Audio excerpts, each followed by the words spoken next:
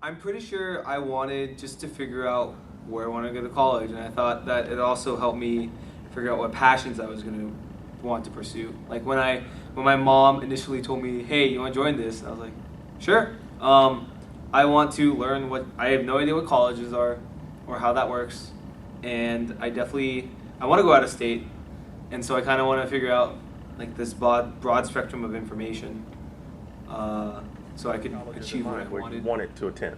Okay. Yeah, I had two or three that I knew I wanted to apply for. Mm-hmm. But other than that, it was kind of similar. It was kind of like, well, so I've been in this K through 12 system for all of the years, and suddenly at the end here, you just throwing college applications at us, and we haven't really talked about it at all, or what to do, or how to start. So it was just like, oh, all right. So last year, I was studying AP US history, and now I have to decide which college I'm going to attend for the next 4 years. And it's just, I didn't know what to do.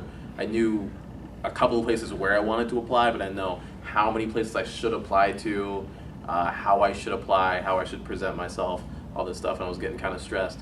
And then my mom was like, "Hey, you could join this cohort." And I was like, "Oh, great! Let someone else stress about all that stuff. They'll tell me what to do, and I'll just do it."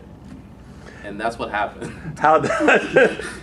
So talk a little bit about that. How did that work out? Because you didn't follow all of the instructions. No.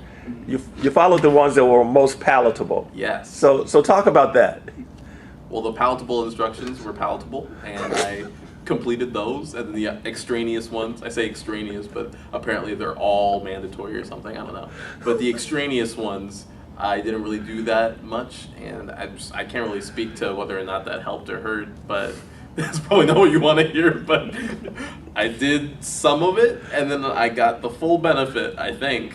I So feel it like was good. we could shape that in a different way. Probably. More like I chose the ones that were more catered to what my passions were. Right, What yeah. I was geared towards. I prioritized. rather than the ones that I did not have passions for. Exactly. Right? That's what happened. And my passions led me to where I ended up. So that's So the story. now that you have framed it within that context, Right.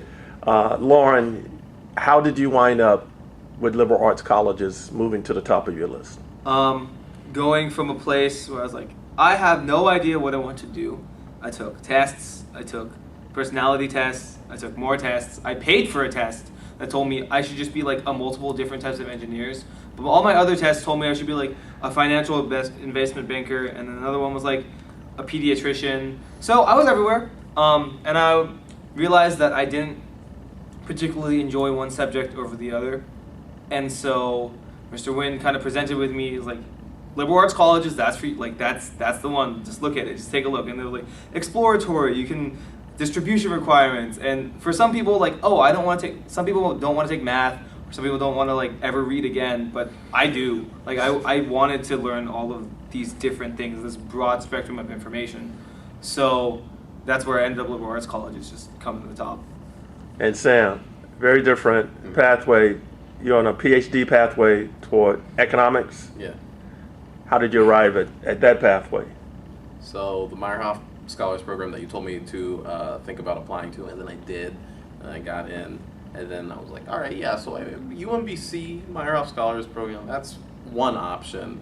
And then I got other school, and then other school. I could go to one of these two, and I went to their selection weekend, or yeah, it was the selection weekend for the Meyerhoff Scholars Program, and they laid a lot of things out and stuff like that. So it was just really, it was another sense of direction. It was the promise of more hands-on support. Like I had lacked my entire educational career. So they were like, all right, so whatever you want to do, as long as it relates to a PhD, whatever you want to do, then we're going to help you structure your time, get opportunities, do all these other things. And I really enjoyed the idea of that kind of help and that kind of support. So I chose that one. It was